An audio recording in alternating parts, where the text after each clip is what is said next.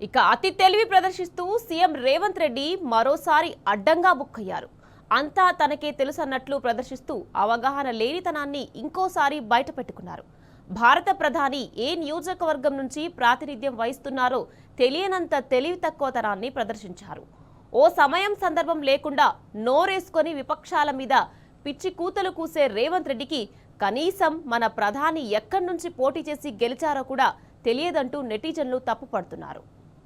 నరేంద్ర మోడీ గారు జన్మించిన రాష్ట్రం గుజరాత్.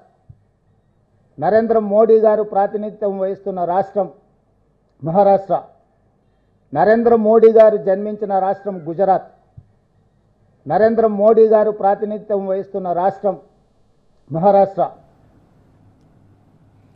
తెలంగాణ ముఖ్యమంత్రిగా ఉంటూ బహిరంగ వేదికలపై పరువు తీసుకున్న సందర్భాలు రేవంత్ కు కొత్తేమీ కాదు.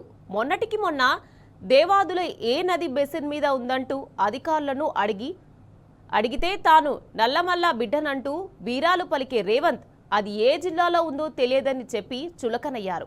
అంతేకాదు ఇప్పుడు తెలంగాణలో హాట్ టాపిక్ అయిన బనకచర్ల ఏ ప్రాంతంలో ఉందంటూ మాట్లాడి సిగ్గు తీసుకున్నారు. అప్పట్లో ఓసారి ఎస్ఎల్బీసీ దుర్ఘటన సమయంలో కూడా తానే ముఖ్యమంత్రి అన్న విషయం కూడా మర్చిపోయారు. ఉత్తమ్ కుమార్ రెడ్డి ముఖ్యమంత్రి అయిన తర్వాత అంటూ ఉపన్యాసం దంచే ప్రయత్నం చేస్తూ తన పరువు తానే తీసుకున్నారు.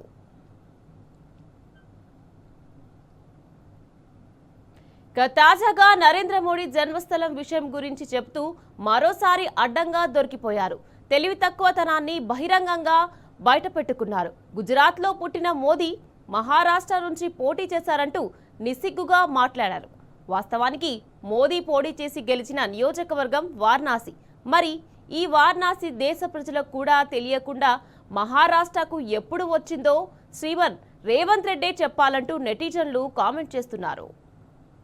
నరేంద్ర మోడీ గారు జన్మించిన రాష్ట్రం గుజరాత్.